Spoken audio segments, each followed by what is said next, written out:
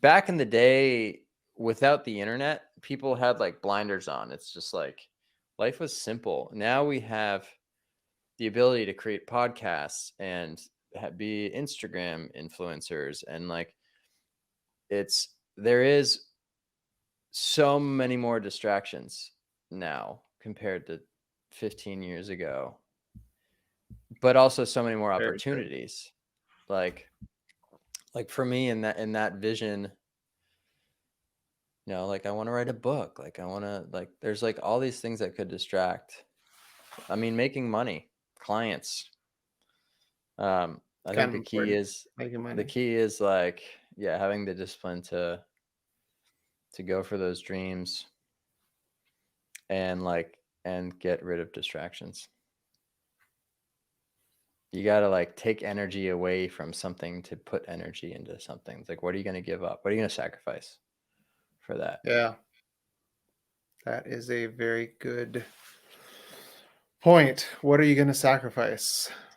I would say most people in the film industry that I know of tend to not have much of a social life. Like the people that are working a lot, they're working and traveling and away from home a lot, and that can be challenging at times. And I know for me, a lot of times the grass is always greener. Like when I'm constantly working, I'm like, damn, I really want some time off to just chill out. And then when I have too much time to chill out, I'm like, damn, I just want to be working all the time. It's like, but that's part of just the mind game of it, the mind game of it all. Yeah, that's just a shift in mindset, gratitude. Like self-care is important. Like doing nothing is actually great. Or that's when like for actors who are like there's this joke in I've always loved, which is that most actors in LA, when they're not on set, they're waiters in Yeah, restaurants. But it's that's not pretty that they're normal. waiters, but the joke is they're not waiters in restaurants. They're waiting for their next gig. They're just waiting around when instead they could be writing, producing, and directing themselves.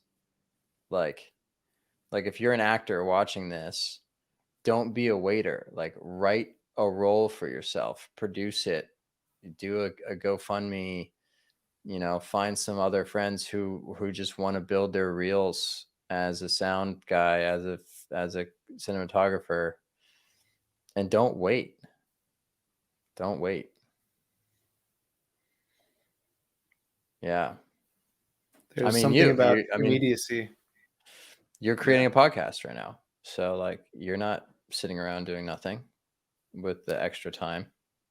Yeah, it's interesting. I'm in my 30s now, about to turn 35. Maybe I'm at a halfway inflection point of some kind, but I I'm more aware of the fact that we all have limited time on this earth, and it's like, oh, I should start a podcast someday, or I should write a book someday. But it's like, well, you better get on that because someday, because someday you're gonna be old, and you're gonna be like, oh, I ran out of time. And that's one of the reasons I love film and photography is because you can sort of freeze a moment in time and go back to it later and then experience that feeling again. So, and somebody, whoever is listening to this in 100 years, thank you for being there in 100 years. I'm dead now, but you're alive, and this interview will live on in the cloud somehow. And that's exciting to me to be able to create something that transcends our physical body. Yeah. Yeah. Infinite. There's a line in the movie Gladiator which I really like, and I might butcher it slightly, but he says, "What we do in this life echoes in eternity." I mean, literally, your voice is echoing in eternity right now. Yeah. That's why words become whirls, become worlds. like the vibration. That's why it's called spelling.